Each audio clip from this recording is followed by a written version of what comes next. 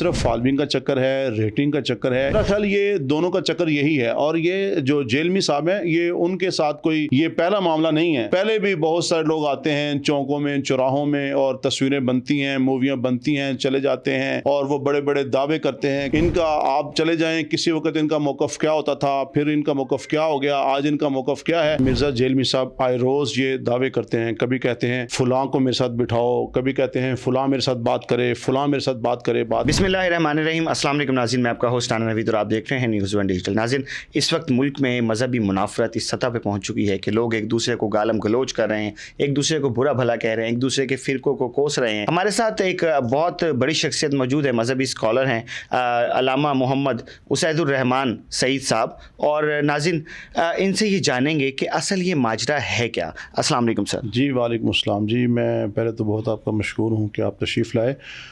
اور دیکھیں بات یہ ہے کہ کل جس طرح پورا دن جو لوگ اسی طرف متوجہ رہے ہیں, میں حیران ہوتا ہوں کہ پاکستان اس وقت جن معاشی معاملات میں جس دلدل میں پھنسا ہوا ہے, وطن میں جو اس وقت عدم استحکام کا جو شکار ہے, اور لوگ آج بھی اس طرف اپنا وقت ضائع کر رہے ہیں. قریشی صاحب ہوں یا جیلمی صاحب ہوں, آپ ان کو دیکھیں گے کہ ان کے آئے روز ان کے اندر بہت ساری چیزیں مختلف ہوتی رہتی ہیں, کبھی کسی اینگل سے کبھی کسی اینگل سے.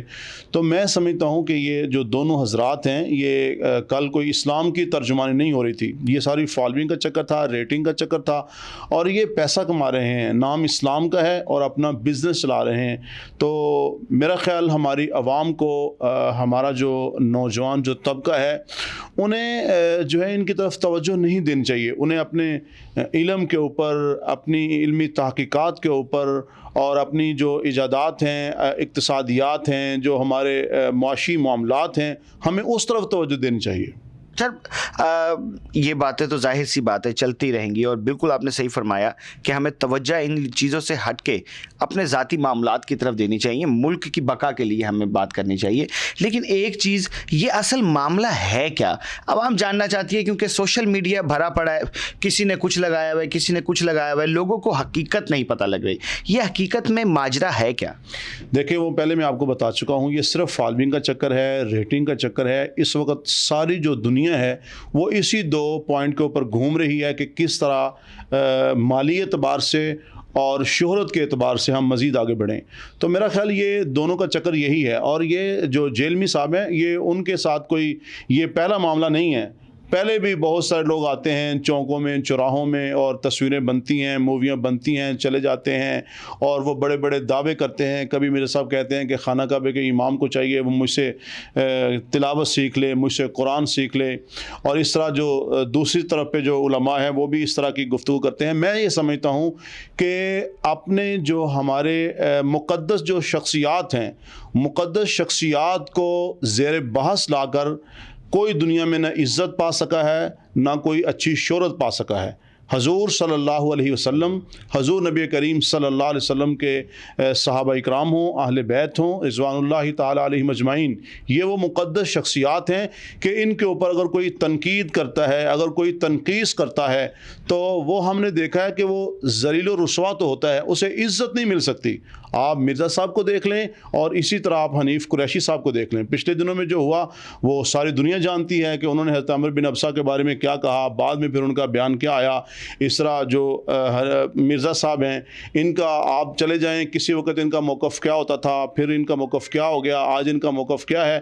تو میں یہ سمجھتا ہوں کہ یہ جو آئے روز یہ ان کی جو چینجنگ ہوتی رہتی ہے, جو تبدیلی آتی رہتی ہے, یہ صرف اور صرف اپنی فالوئنگ کا چکر ہے, اپنی ریٹنگ کا چکر ہے, اور کچھ نہیں ہے. اسلام کی ترجمانی کیسے آپ اس کو کہہ سکتے ہیں؟ اسلام میں تو انتشار جو ہے, آپ دیکھیں کل آپ جو کچھ ہوا ہے, آپ اس میں دیکھیں, مجھے یہ بتائیں کہ اس میں اسلام کی کیا ترجمانی ہے, اس کے اندر اسلام کی, یعنی اس میں معاشرتی پہلو کون سے ہیں؟ ہمارا جو معاشرہ ہے وہ تو پہلے ہی تباہ ہو چکا ہے, اس میں فرقہ واریت ہے, اس میں اس حد تک جو دہشت گردی آ چکی ہے, یہ تو پہلے ہی تباہ ہو چکا ہے. آپ اس کو مزید تباہی کی طرف لے کے جا رہے ہیں. دیکھیں بات یہ ہے, دو چیزیں ہیں, آپ کسی سے اختلاف کرنا چاہتے ہیں تو آپ کیجئے, لیکن اختلاف کرتے ہوئے آپ اپنی رائے کا اظہار کیجئے. آپ اپنا بیانیہ جو ہے کسی سے منوا نہیں سکتے, آپ اپنا بیانیہ دے سکتے ہیں, آپ اپنی بات کر سکتے ہیں, علم کے ساتھ بات کیجئے, دلیل کے ساتھ آپ بات کیجئے. انبیاء کرام علیہم الصلوۃ والتسلیمات اور دیگر جتنے بھی حضرات صحابہ کرام اہل بیت رضوان اللہ تعالی علیہم اجمعین تھے, جب بھی کوئی بات کرتا تھا تو اس کی بات میں وزن ہوتا تھا, اس لیے کہ وہ قرآن کا سہارا لیتے تھے. آپ ائمہ کو دیکھ لیں, امام اعظم ابو حنیفہ, امام مالک, امام شافعی, آپ ان میں اختلاف دیکھیں گے, لیکن اختلاف کی جو بنیاد ہوگی وہ کیا ہوگا؟ وہ علم کے ساتھ اختلاف کریں گے, وہ دلائل پیش کریں گے. آپ کو کسی جگہ پر بھی نہیں ملے گا ان میں انتشار. کیوں؟ وہ اپنی جو بات منوانا نہیں چاہتے تھے, وہ اپنی بات عوام کو سمجھانا چاہتے تھے قرآن و سنت کی روشنی میں. اگر آج کوئی بندہ قرآن و سنت کی روشنی میں اپنی بات سمجھانا چاہتا ہے تو عوام سمجھے گی, لیکن میرے بھائی اگر وہ قرآن و سنت کا سہارا لے کر ہی معاشرے میں اختلاف نہیں, یا آج تو اختلاف ہے ہی نہیں, آج تو انتشار ہے. حضور صلی اللہ علیہ وسلم کے مبارک جو احادیث مبارکہ ہیں اس میں جو کہا گیا نا کہ اختلاف امت کا رحمت ہے, وہ اختلاف رحمت ہے, انتشار رحمت نہیں ہے. انتشار تو فسادات, امت اس وقت تباہ ہو گئی جب انتشار کا شکار, اور 1400 سال کے اندر آج امت جو پستی کا شکار ہو چکی ہے, اس کی وجہ یہی ہے کہ امت نے قرآن کو چھوڑ دیا, امت نے وحدت کو چھوڑ دیا. بہت بڑے ماضی میں بزرگ گزرے ہیں, حضرت شیخ الہند ملا محمود الحسن رحمۃ اللہ علیہ, ہمارے بر صغیر کی معروف شخصیت ہیں. انہوں نے کہا کہ امت اس وقت جو پستی کا شکار ہے اس کی دو وجوہات ہیں, ایک قرآن سے دوری ہے اور دوسرا آپس میں اختلاف ہے. اگر آج امت یہ چاہتی ہے کہ وہ انتشار سے بچ جائے, آج اگر امت چاہتی ہے کہ وہ صراط مستقیم کے اوپر چلے, اگر آج امت چاہتی ہے کہ وہ جو معاشی عدم استحکام کا جو شکار ہو چکی ہے, اگر وہ دوبارہ اقتصادیات کی طرف, اپنی اکانومی بہتری کی طرف, اگر امن کی طرف لوٹنا چاہتی ہے تو اسے قرآن کی طرف آنا ہوگا. آپ سیدنا ابراہیم علیہ السلام کا وہ دعا دیکھ لیں جو انہوں نے رب سے دعا کی تھی کہ رب اجعل ھذا البلد آمنا وارزق اہلہ من الثمرات, اے اللہ اس مکہ کو امن کا گہوارہ بنا دیجئے اور اس کے ساتھ ساتھ اس کا جو معاشی اس کو استحکام نصیب فرما دیجئے. تو جب تک امن نہیں آئے گا معاشی استحکام نہیں آ سکتا, اور جس طرح کی یہ کل سچویشن ہوئی ہے میں سمجھتا ہوں کہ اس سے مزید انتشار بڑھتا ہے, اور یہ غلط ان کی سوچ ہے کہ جناب ہمیں کوئی ریٹنگ ہماری بڑھ رہی ہے یا ہمیں شہرت مل رہی ہے. آپ یہ دیکھیں یہ شہرت اچھی ہو رہی ہے کہ بری ہو رہی ہے؟ آپ قرآن کی بات کریں, آپ سنت کی بات کریں, آپ امت کو قریب کرنے کی بات کریں, آپ انتشار کی بات نہ کریں. امت تو پہلے ٹوٹی ہوئی ہے. سر مجھے علامہ صاحب ایک چیز اور پوچھنی ہے. اس وقت ملک جس حالات سے گزر رہا ہے, سیاسی, معاشی اور ہر طرح سے ہی ملک جو ہے اس ٹائم تباہ حالی کا شکار ہے, اس میں یہ مذہبی جو نفرت لوگوں کے دلوں میں جو پل رہی ہے, کیا یہ صحیح ہو رہا ہے؟ مجھے یہ بتائیں کس طرف جائیں گے؟ اگر یہ انتشار زیادہ بڑھ جاتا ہے تو ہم کس طرف چلے جائیں گے؟ دیکھیں جی, بات یہ ہے کہ مرزا جیلمی صاحب آئے روز یہ دعوے کرتے ہیں, کبھی کہتے ہیں فلاں کو میرے ساتھ بٹھاؤ, کبھی کہتے ہیں فلاں میرے ساتھ بات کرے, فلاں میرے ساتھ بات کرے. بات یہ ہے کہ میں سمجھتا ہوں ادارے اپنا کردار ادا کریں, کسی وقت کوئی ایسا ان کو بٹھا دیں کسی کے ساتھ. یعنی اگر ادارے کوئی حکومتی لیول کے اوپر اگر کوئی ایسا کردار ادا کرے تو میرا خیال یہ ہے کہ جناب دودھ کا دودھ پانی کا پانی, بالکل واضح ہو جائے گا کہ اس میں اصل چکر کیا ہے. یہاں ایک سر سے دعوے ہوتے ہیں, پھر کوئی وہ دوسری طرف سے لوگ آتے ہیں, لیکن ہوتا کیا ہے, وہ جو کل ہوا ہے پہلے بھی ایسے ہوتا رہا اور آئندہ بھی ایسے ہوتا رہے گا. اور میں نہیں سمجھتا کہ یہ کوئی ہم مزید بہتری کی طرف جا رہے ہیں اور ہمارا جو معاشرہ ہے یہ بہتری کی طرف جا رہا ہے, یہ ہم تباہی کی طرف جا رہے ہیں. تو اس میں ہمارے جو ادارے ہیں ان کو ایک اپنا کردار ادا کرنا چاہیے اور اس کو سنجیدہ لینا چاہیے, اور وطن کے امن کے لیے, سلامتی کے لیے اس قضیے کو حل کرنا چاہیے. اب علامہ صاحب آپ کیا سمجھتے ہیں, مرزا صاحب جن احادیث کو کوٹ کرتے ہیں, جو حوالے دیتے ہیں, جو ریفرنسز دیتے ہیں, آپ کیا سمجھتے ہیں کہ وہ ریفرنسز اور وہ حوالے کیا وہ غلط بیان کرتے ہیں کہ وہ سچ ہیں؟ دیکھیں جی, بات یہ ہے کہ مرزا صاحب کی بات نہیں ہے. کوئی بھی بندہ جب کوئی حوالہ دیتا ہے تو وہ دلیل جو وہ دے رہا ہوتا ہے وہ یہ سمجھ رہا ہوتا ہے کہ جی میری دلیل یہ مضبوط ہے. مثال کے طور پہ میں آپ کو بتاؤں کہ حضور نبی کریم صلی اللہ علیہ وسلم نے ان سے کہا کہ نبیون بعلم ان کنتم صادقین, دلیل سے بات کرو کہ تم یہ شرک کیوں کرتے ہو, بتوں کو کیوں پوجتے ہو. تو انہوں نے کہا جی وجدنا آباءنا, ہمارے آباء و اجداد یہ کرتے تھے. تو آگے قرآن کہتا ہے انتم وآباؤکم فی ضلال مبین, تم بھی گمراہ ہو, تمہارے باپ دادے بھی گمراہ تھے. اگر آج ہم قرآن کا سہارا لیں, اگر آج ہم कुरान करीम है, आप उसका तर्जमा करें। जब आप कुरान करीम पढ़ेंगे, कुरान करीम का तर्जमा करेंगे, देखें बात पता क्या है, बात यह है कि उस वक़्त आप स्पेस पैदा कर देते हैं।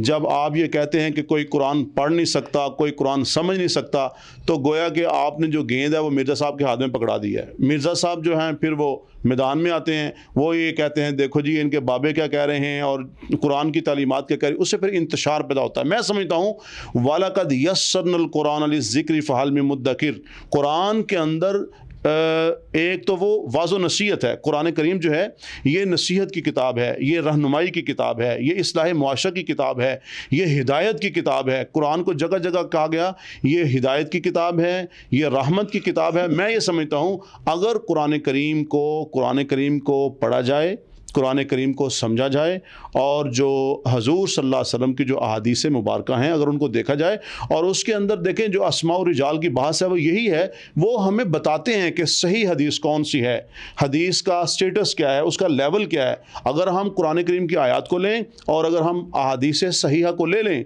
वो मुफ्ती हनीफ कुरैशी साहब हों या वो जेलमी साहब हों, वो आप हों, वो मैं हूँ, हम सब के लिए कसवट्टी और मेयार यही है कि हम कुरान करीम की आयत को देखें और हुजूर सल्लल्लाहु अलैहि वसल्लम के फरामीन को देखें।